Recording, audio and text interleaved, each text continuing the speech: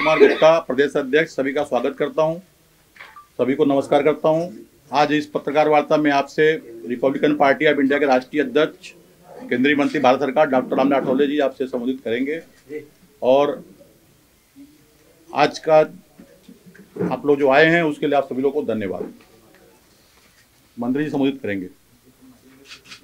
तो आज मैं लखनऊ में आया हूँ। यहाँ हमारे रिपब्लिकन पार्टी ऑफ इंडिया के उत्तर प्रदेश के स्टेट कमेटी और जिला अध्यक्षों की मीटिंग यहाँ रखी गई है। और उत्तर प्रदेश के जो 75 जिले हैं, हर जिले में रिपब्लिकन पार्टी का गठन करना है। कई जिलों में गठन हो चुका है।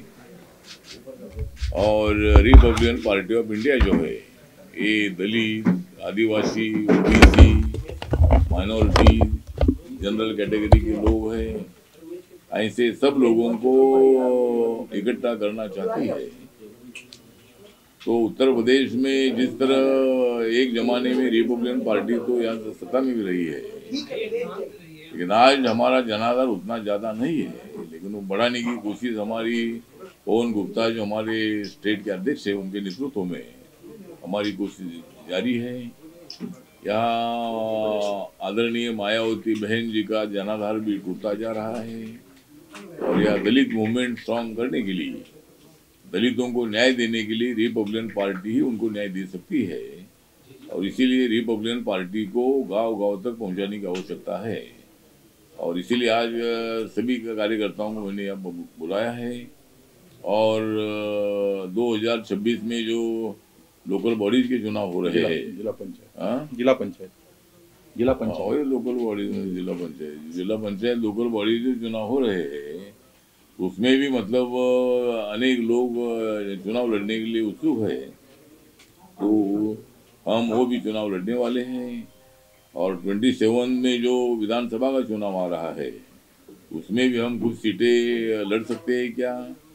और बीजेपी के साथ हमारा उत्तर प्रदेश में, मैं तो नेशनल डेमोक्रेटिक अलायंस में एनडीए में हूँ, लेकिन उत्तर प्रदेश में जिस तरह अपना दल है, निषाद की पार्टी है, राजभर जी की पार्टी है, तो ये जिस तरह बीजेपी के साथ है, उसी तरह रिपब्लिकन पार्टी भी बीजेपी के साथ अगर आती है तो मतलब बीजेपी को और भी ज़्यादा फायदा हो सकता है। और जिस तरह लोकसभा में थोड़ा हमारा ज़्यादा नुकसान हुआ था, लेकिन आपने देखा है कि लोकसभा में राहुल गांधी जी ने संविधान बदलेगा इसी तरह का मतलब गलत वो प्रचार है, उन्होंने पूरे देश भर में किया था। और सभी आरक्षण में चला जाएगा, इसी तरह की बात उनको बताई थी। तो लोगों के ध्यान में अभी आ गया है कि भाई राहुल गांधी जी झूठ बोलते हैं। राहुल गांधी जी खाली पार्लियामेंट में हंगामा करने का काम करते हैं। और लोकतंत्र में जो संविधान बना है, संविधान में जिस तरह पावर सत्ता में आने वाली पार्टी को जो कुछ अधिकार है, उसी तरह अपोजिशन को भी अधिकार है। और लोकतंत्र का मतलब ये है कि सत्ताधारी और अपोजिशन मिलकर संसद को चलाए और नए कानून बनाए। और अच्छे काम के लिए अच्छा बोलने का जो आदत होता है, ये आदत होना चाहिए। लेकिन आज हमारा अपोजिशन ऐसा है कि अपोजिशन एकदम हमेशा उल्टी सीधी बात करते रहता है। नरेंद्र मोदी जी ने इतना डेवलपमेंट करने के बावजूद भी उनको क्रेडिट देने के लिए तैयार नहीं है। तो ये मतलब लोकतंत्र को धोखा है, ये लोकतंत्र को धोखा देते रहे। जिस तरह मैंडेट था लोकसभा में, तो उत्तर प्रदेश में माननीय अखिलेश यादव जी, कांग्रेस पार्टी और जो इंडिया आघाड़ी के लोग इकट्ठे आए, और उसमें जरूर हमारा नुकसान हुआ। उसमें जरूर जिस तरह 80 सीटें हैं, उसमें मतलब जो कम से कम 70 तक सीटें चुनकर आने का एक प्लान बीजेपी एनडीए का था, लेकिन उसमें हमको सफलता मिली नहीं। हम मैंडेट मानते हैं और हमारा ईवीएम मशीन पर विश्वास है। ये ईवीएम मशीन हमने नहीं लाई है, ईवीएम मशीन नरेंद्र मोदी साहब ने नहीं लाई है, ये कांग्रेस पार्टी ने लाई है। लेकिन अभी राहुल गांधी जी आंदोलन करने के लिए उतरे हैं। जैसे झारखंड में जब उनको सत्ता मिलती है तो वहाँ ईवीएम मशीन अच्छी रहती है, लेकिन महाराष्ट्र में हमको इतनी ज़्यादा सीटें 234 तक सीटें मिलती, 37 तक सीटें मिलती है। उसमें वो बीजेपी के पास 132 सीटें है। 7 एमएलएज ने जो छोटी मोटी पार्टी को उन्होंने बीजेपी का समर्थन किया है, तो बीजेपी के पास 139 सीटें है। 57 सीटें माननीय एकनाथ शिंदे साहब के पास है। 41 सीटें अजीतदादा पवार जी के साथ है। और महाराष्ट्र में जो महाविकास आघाड़ी का गठबंधन था, उसमें 20 सीट उद्धव ठाकरे की शिवसेना की है, 16 सीट कांग्रेस पार्टी की है और 10 सीट शरद पवार के एनसीपी की है। तो खाली 46 सीटें उनकी चुनकर आई है। और अभी बोल रहे भाई इसमें कोई काला वो है। जब लोकसभा का चुनाव हुआ था उसमें 48 सीटों में से 31 सीटें महाविकास आघाड़ी को में मिली थी और खाली 17 सीटें हमारे महायुति को में मिली थी। तो तब हमने ईवीएम मशीन का सवाल नहीं उठाया। अभी झारखंड में उनकी सत्ता आई तब हमने सवाल नहीं उठाया। तो ये मतलब रोने का काम कर रहे हैं। मतलब हमको सफलता मिलती है तो इतना कैसा वोट मिला, 95 लाख कैसा बढ़ गया, तो कैसा बढ़ गया अब लोगों को जाकर पूछो। हमने जो भी काम किया 2.5 साल में, और नरेंद्र मोदी जी ने 10 साल में किया हुआ कामों का लेखा जोखा जायजा पूरा लोगों के सामने है। नेशनल हाईवे बन रहे हैं, एयरपोर्ट बन रहे हैं, जनधन योजना के 51 करोड़ अकाउंट खुले हैं, 46 करोड़ से ज़्यादा लोगों को मुद्रा योजना का लोन मिला है, 11 करोड़ लोगों को मतलब उज्ज्वला योजना का गैस सिलेंडर मिला है, 4 करोड़ लोगों को प्रधानमंत्री आवास योजना का मकान मिला है और 12 करोड़ लोगों को जल से नल, ये जो स्कीम है घर घर में नल, जल से नल, ये जो स्कीम है उसमें 12 करोड़ से ज़्यादा लोगों को मतलब उनके घर में नल पहुँचे हैं। 4 करोड़ लोगों को आयुष्मान भारत योजना जो मेडिकल ट्रीटमेंट के लिए 5 लाख रुपए देने की, उसमें भी 4 करोड़ से लोग हैं। और ये सब में मुस्लिम कम्युनिटी भी आती है। मतलब हम लोग मुस्लिम के विरोध में नहीं है। माननीय योगी जी हमारे महाराष्ट्र में प्रचार के लिए आए, मोदी साहब की अनेक सभा 10 सभा हुई, अमित शाह साहब की सभाएं हुई और जब हमारे योगी आदित्यनाथ जी जो है ये इनके साथ मेरे बहुत अच्छे संबंध है और उन्होंने अपना कार्यभार बहुत अच्छा संभाला है। उत्तर प्रदेश के विकास के लिए उनका बहुत बड़ा योगदान है। यहाँ की गुंडाशाही खत्म करने में उनका बहुत बड़ा योगदान है। और जो महाराष्ट्र में भी आए और उन्होंने बटेंगे तो कटेंगे इस तरह का नारा दे दिया था, तो हमने बोला था कि बटेंगे नहीं तो कटेंगे कैसा, मतलब हम बटने वाले नहीं है। मोदी जी के पीछे ताकत से खड़े रहने वाले हैं और महाराष्ट्र पूरे ताकत से खड़ा रहा और इतना वोट मिला कि मतलब हमें अपेक्षा भी नहीं थी। हमको लगता, मैं बोल रहा था कि हमको 170 सीटें मिलेगी, लेकिन वो कितने मिलेगी वो तो सब डिब्बे में बंद था वो सब मशीन। तो लेकिन जब रुझान आने लगे तो हर जिले में मतलब बहुत बड़ी ताकत से हमारे लोग चुनकर आए हैं। अनेक जिलों में 10 की 10 सीटें आई, 8 की 8 सीटें आई और महाविकास आघाड़ी की दारुण मतलब उनकी शोकांतिका हो चुकी है।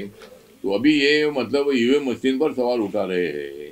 तो राहुल गांधी जी को मेरा कहना है कि तुम्हारे पार्टी ने ईवीएम मशीन लाई है और बैलेट पेपर पर अगर चुनाव आएगा तो उसके लिए हम तैयार है। अभी इलेक्शन कमीशन को आप तैयार करिए। सुप्रीम कोर्ट ने भी बोला है कि भाई जब तुमको ज़्यादा फायदा मिलता है तो ईवीएम मशीन अच्छी होती है, जब दूसरों को फायदा होता है तो ईवीएम मशीन खराब होती है, तब ईवीएम मशीन पर सवाल उठाते हैं। आप लोगों पर सवाल उठाओ, लोगों ने क्यों उधर वोट दिया उनको पूछो।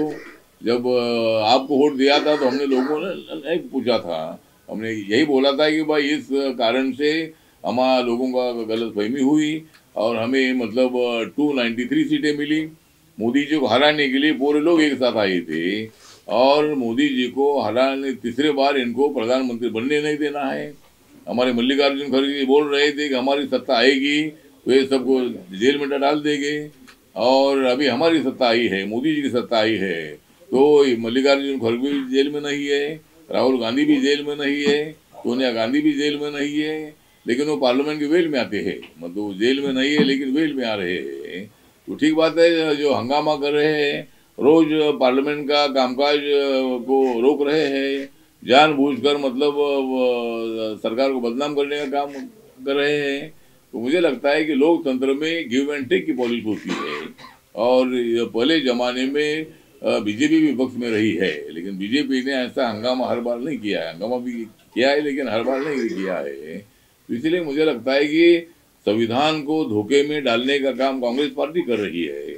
कांग्रेस पार्टी ने, इंदिरा गांधी जी ने इमरजेंसी लगाकर बाबा साहब के संविधान की धज्जियां उड़ाई है, लेकिन ये कांग्रेस वाले ही संविधान विरोधी है। राहुल गांधी संविधान विरोधी है। राहुल गांधी को संविधान मालूम नहीं है, इसीलिए वो रोज वेल में आते हैं, रोज संविधान की किताब दिखाते हैं, जहाँ भी जाते हैं वहाँ जाते हैं। अभी ईवीएम मशीन के लिए यात्रा निकाल रहे हैं। अब ईवीएम मशीन के लिए कोई यात्रा निकालते हैं क्या? ईवीएम मशीन बंद करो तो ठीक बात है, वो मांग करने का आपको अधिकार है। बैलेट पेपर पर भी चुनाव हो जाता है तो भी हमें बड़ी, उससे भी ज़्यादा सफलता मिलेगी। मतलब इसीलिए हम बैलेट पेपर के लिए भी तैयार है, लेकिन अब ईवीएम मशीन के लिए वो इलेक्शन कमीशन को समझाए, कोर्ट को तो समझाइए और कोर्ट में आप जाइए। तो इसीलिए मुझे लगता है कि इनका काम बहुत ठीक नहीं है। तो आज मुझे बहुत बड़ी खुशी है कि हमारे पवन गुप्ता जी स्टेट के प्रेसिडेंट है, और मतलब ये क्या पार्टी का नाम है? सुहेल देव भारतीय समाज पार्टी। तो सुहेल देव भारतीय समाज पार्टी है। तो ये पार्टी के इंद्रेश कुमार गौतम जी जो प्रदेश महामंत्री है, वो उसके नेतृत्व में कम से कम 26 लोग हैं। इन्होंने मतलब रिपब्लिकन पार्टी में आने का निर्णय लिया है। उसके साथ साथ समाजवादी पार्टी जो है, समाजवादी पार्टी औरैया के जिला अध्यक्ष हरिशंकर यादव, उनके नेतृत्व में कम से कम ये तो आंकड़े 4-5, तो उनके नेतृत्व में भी अनेक लोगों ने पार्टी में प्रवेश किया है। और उसके साथ साथ बहुजन समाज पार्टी जो है, उसके कामरान उद्दीन है प्रभारी में मेरठ मंडल, सुभाष वर्मा जिला अध्यक्ष युवा प्रकोष्ठ खीरी, विनय तिवारी तहसील अध्यक्ष सिद्धार्थनगर, प्रदीप शर्मा जिला उपाध्यक्ष आगरा, रोशन खत्री प्रदेश महासचिव विधि प्रकोष्ठ, हिमांशु जायसवाल महानगर अध्यक्ष युवा प्रकोष्ठ लखनऊ, शमशेर अली जिला अध्यक्ष विधि प्रकोष्ठ हरदोई, विनोद कुमार पाठक जिला अध्यक्ष बलरामपुर, योगेश कुमार द्विवेदी जिला अध्यक्ष युवा प्रकोष्ठ कन्नौज, गंगाराम जिला अध्यक्ष युवा प्रकोष्ठ मथुरा, महेंद्र कुमार प्रजापति जिला अध्यक्ष जालौन, एस के वाजपेयी सक्रिय सदस्य हरदोई, मुरारी लाल जिला अध्यक्ष हाथरस, आफ्ताब मसूरी सदर विधानसभा अध्यक्ष फरुखाबाद, कुमार उर्फू रिंकू भोजपुर विधानसभा अध्यक्ष फरुखाबाद, और ऐसे अनेक लोगों ने मतलब आपको लिस्ट दी है। तो इन लोगों ने पार्टी में प्रवेश किया है, उनका मैं स्वागत करता हूं और उनको अच्छी जिम्मेदारी हम दे देंगे और पार्टी को मतलब उत्तर प्रदेश में ऐसा खड़ा करेगी जिस तरह कांशीराम साहब ने जिस तरह यहाँ बहुजन समाज पार्टी की स्थापना करके उन्होंने पार्टी बढ़ाई थी, उसी तरह यहाँ रिपब्लिकन पार्टी जो बाबा साहब ओरिजिनल पार्टी है उसको बढ़ाने का प्रयत्न इस कार्यकर्ताओं के सहयोग से मैं करूँगा। और भी ज़्यादा फायदा हुआ मतलब यहाँ, और कई मुस्लिम लोगों ने भी वोटिंग किया है। हमने बोला कि भाई बटेंगे तो घटेंगे, मुसलमान के विरोध में नहीं है, हम एक रहना चाहिए। जिस तरह मोदी साहब ने नारा दिया, एक है तो सेफ है, एक है तो नेक है, एक है तो सेफ है, तो हम एक रहेंगे तो हम सेफ रहेंगे। तो ये कोई धर्म की बात बिल्कुल नहीं थी। हम सब लोगों ने, जो मोदी जी को मानने वाले लोग हैं, हमारे इंडिया को मानने वाले लोग हैं, उन सब लोगों ने एक साथ रहकर अपने को सेफ रहना है। और इसी तरह वो भी नारा कामयाब रहा और योगी जी का नारा कटेंगे तो बटेंगे, इसका भी बहुत फायदा हमें महाराष्ट्र में हुआ। हम हैं देश के दिल, उत्तर प्रदेश की धड़कन, उत्तर प्रदेश टाइम्स।